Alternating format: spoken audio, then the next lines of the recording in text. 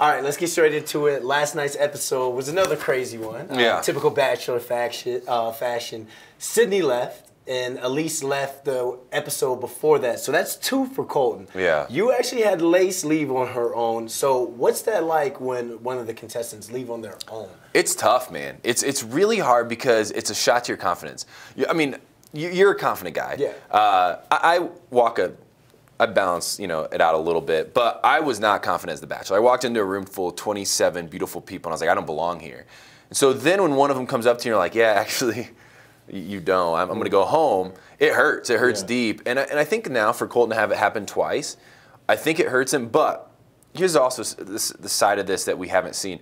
You can tell he wasn't into those 2 women. Nah, yeah, exactly. So I think if it was a woman that he really cared about, it would hurt him more. I don't think it does that much. I think he's like, all right, well, we're fine here. Thank you next. Yeah, thank you next. Yeah. All right, Demi was sent home packing after she said that she was actually falling for Colton. Yeah. So what do you think about that?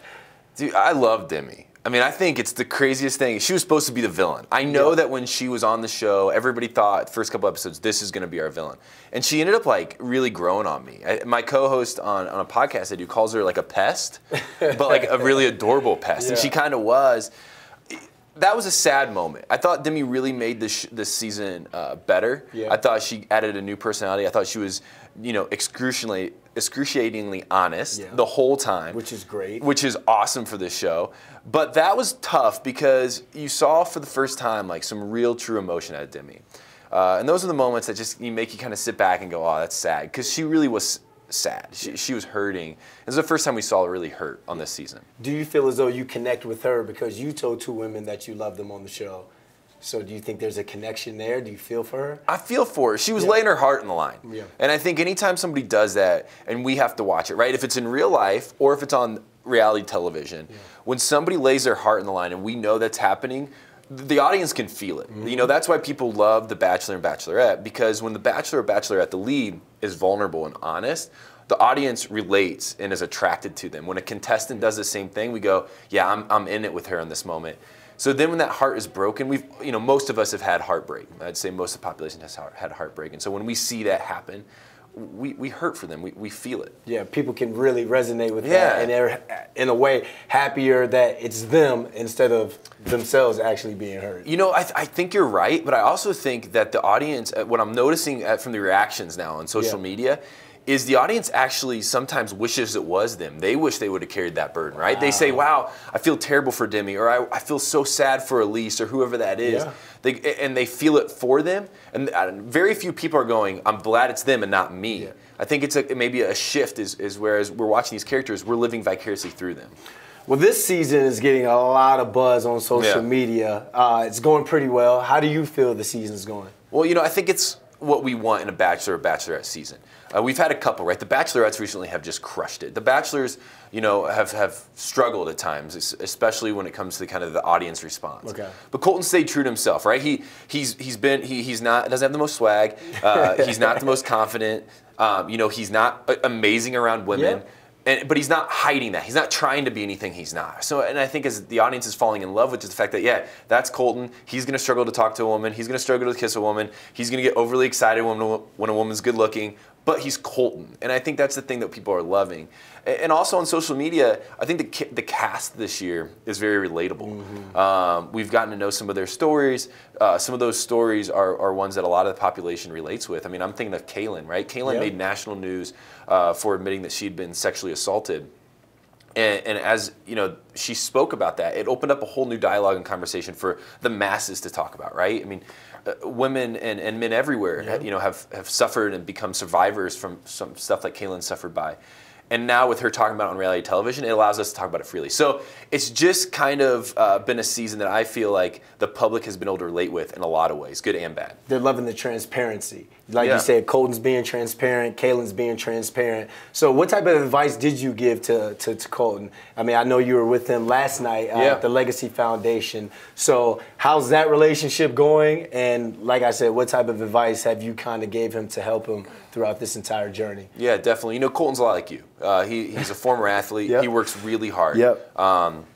you know, The Bachelor was something, he didn't hide it. He wanted to be The Bachelor. This was something he desired for a couple reasons. And you have to want to, right? You have to want it because it's a hard job. And he not only wanted it to maybe find somebody, but also because it does enhance the life that you already had.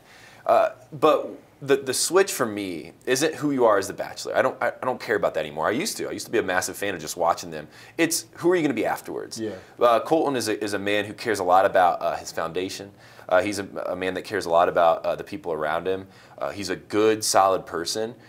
He's young, just like I was. Mm-hmm. And so what I care about as a former Bachelor, and maybe it's my only role now, and my only way to stay in the franchise is to say, who are you going to be after this? Don't lose yourself. Stay true to who you always wanted to be. And when I talk to any Bachelor or Bachelorette before they even go on the season, the only thing I really want to tell them is, okay, where do you want this to go? Not, what do you want to accomplish and who do you want to meet and how much money do you want to make? Who do you want to be in 20 years? And allow this to continue down that path. So that's my only advice to Colton. Continue down that path. And I don't think a lot of people go into it thinking about how they're going to use their platform after. Yeah. They're just in it. Oh, I'm going to trips to Vietnam. I'm going to trips to Thailand. They're just in it to win it. And so a lot of people are talking about, and what you just kind of talked about, telling Colton stay true to who he is. And obviously the buzz is the virginity thing. So do you think we see a proposal, or do you think we have a better chance of seeing him losing his virginity? I have a feeling you'll see either, and I don't know that. I have zero insight into that. I don't want to put him in that situation to even ask him last night. That's not something that I'm going to try to get into, but I don't think we see either. I think this season is going to be shocking in the sense of, I'm just going from previews. We see him bawling, we see him crying, we see him hopping over a fence, and I don't think a lot of the time The Bachelor is great at teasing things that actually don't happen. Yeah. I think there's something true in that moment, right? You see Chris Harrison's face go away from being a host. Hey, Colton, where are you going? Like, this isn't good. Like, stop. Don't run away. You're a fast guy. Like, you're. And I think we saw him leave his host stand, and when it happens, something major happens at this season. But I don't know. Or give me something. I really don't know. Nothing at all. I have no clue. I have no idea. And the virginity thing, I doubt even if he did lose it that we would know. I don't think he's a private guy. I don't think he would talk about it. Yeah, which is a smart man.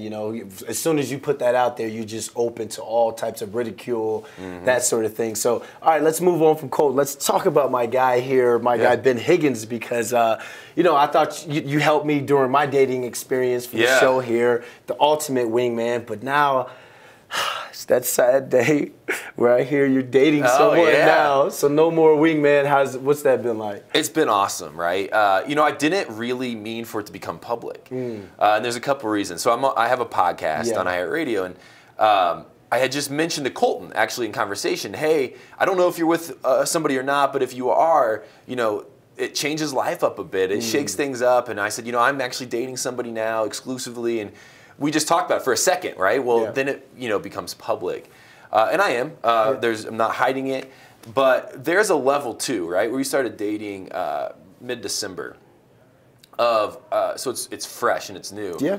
I don't want to put the pressure on this new relationship. That's the thing about now going on this show. People really care about who you're dating and why you're dating them. That's great. I love that people care about my life.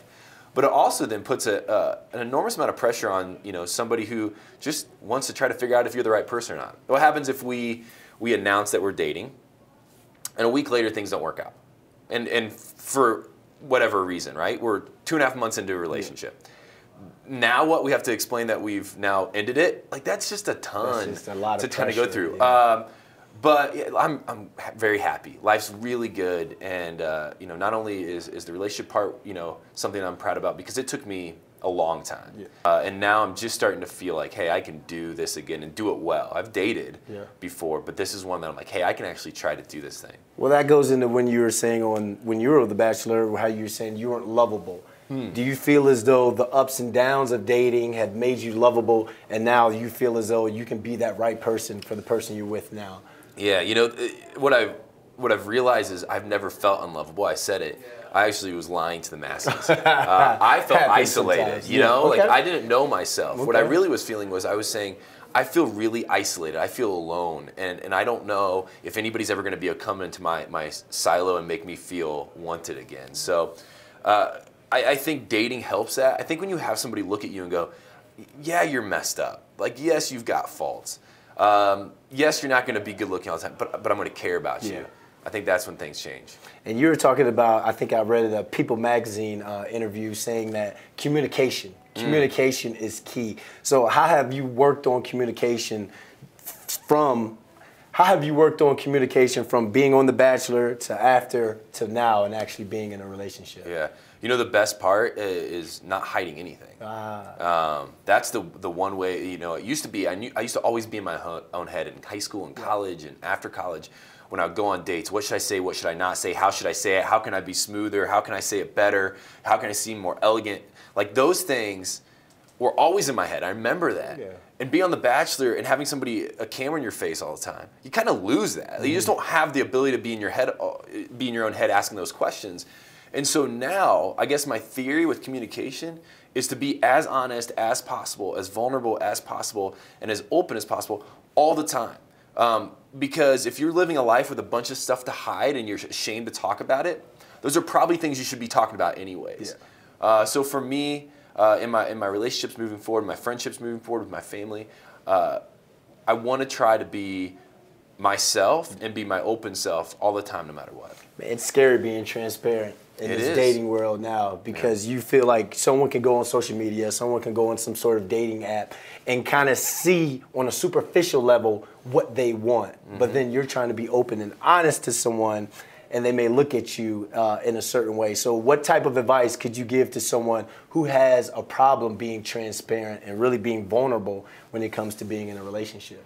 Yeah, you know, I would only tell somebody to sit in what you're most ashamed of or what you're most scared to talk about and just know you're not alone. We all have faults. We all have faults, right? You're going to sit there and, you know, you're going to feel insecure and you're going to question things about yourself, and that's fine. But sit in that and just know that when you do start feeling that way and you do start, you know, closing up, that you're not alone in that. That somebody sitting across the table from you probably feels the same way. And if they don't accept it, they're probably not the right person for you anyways. Friendships or relationships or whatever that is. And so there's a confidence there. There's a confidence in our weakness that I think is really important when it comes to now expressing ourselves in communication. I like that. There's a confidence in our weakness. If you see me post that on social media, don't worry, I'll give you the credit for that. All right, last question. Valentine's Day is coming up. One, what are your special plans? And two, do you feel as though there's pressure since you're freshly in a relationship? Yeah, no pressure at all because I'm actually leaving tomorrow for Honduras. We've got coffee farms to go visit. So I'm leaving the country for Valentine's Day. I'm running far away. I don't feel a pressure every year, and I know that you love your mother dearly.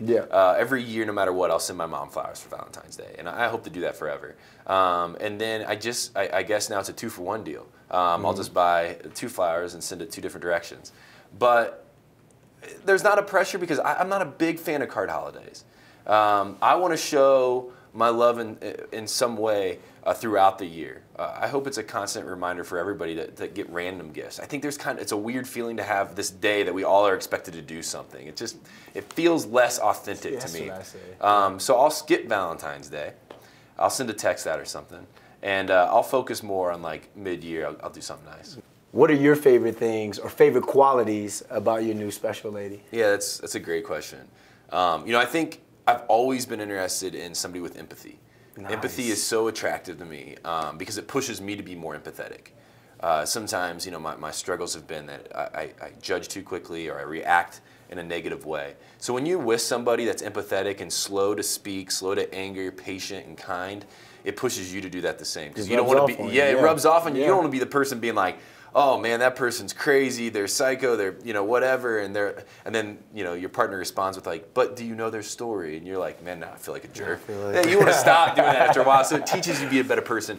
So for me, my favorite quality is just an enormous level of empathy and patience and kindness that rubs off and makes me a better man. Thanks for dropping by, DBL. Great luck in this new relationship, and RIP to my wingman. That's right. Thanks, man.